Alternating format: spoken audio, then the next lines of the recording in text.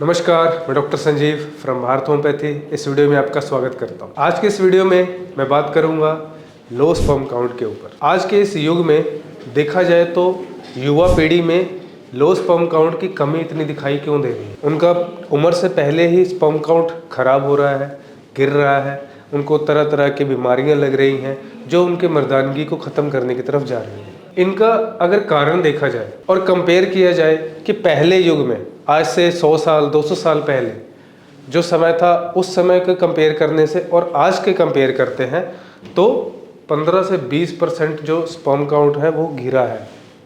क्यों गिरा है, क्या कारण है उसका और हमें क्या करना चाहिए इस चीज़ से बचने के लिए, इसके बारे में हम बात करेंगे, तो ध्यान से सुनिए। सबसे पहले आप अपनी लाइफस्टाइल में से इलेक्ट्रॉनिक डिवाइसेस को कम कर दीजिए।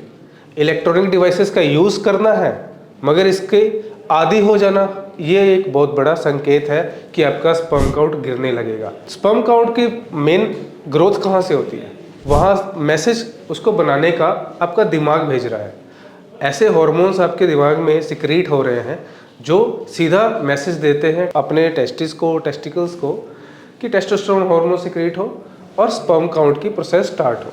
अब ये डिवाइसेस में से निकलने वाली हार्मफुल रेडिएशंस हमारे आसपास इतनी ज़्यादा हो गई हैं कि हमें एहसास नहीं होता है कि ये इतनी खतरनाक है और धीरे धीरे हमारी दिमाग की वातावरण को, हमारे शरीर के अंदर के वातावरण को ख़राब कर रही हैं, नुकसान पहुंचा रही हैं।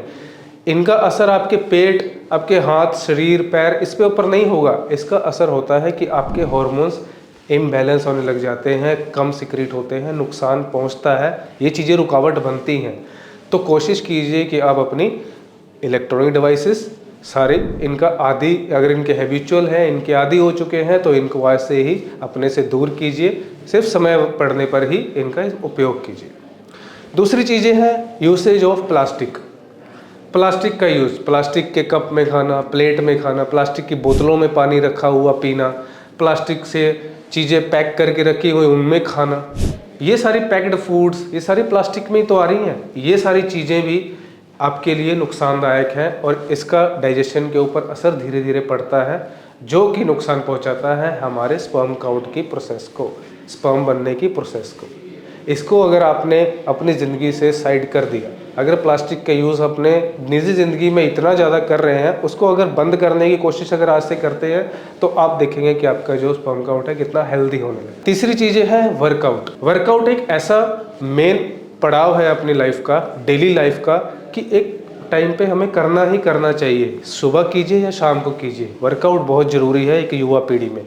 अगर आप सुबह से लेकर शाम तक सिर्फ अपनी जगह पे बैठे हैं, लेटे हुए हैं, काम कर रहे हैं, बस खा रहे हैं, तो इसका असर आपके शरीर के ऊपर उतना नहीं दिखाई देगा जितना आपके शरीर को चाहिए। आपके शरीर को चाहिए मेटाबॉलिज्म बढ़ना चाहिए, एक्टिविटी होनी ज़रूरी है मसल्स की, आपके दिमाग को फ्रेश होना ज़रूरी है। मेडिटेशन करने के बाद इसके साथ साथ आप एक्सरसाइज भी करिए।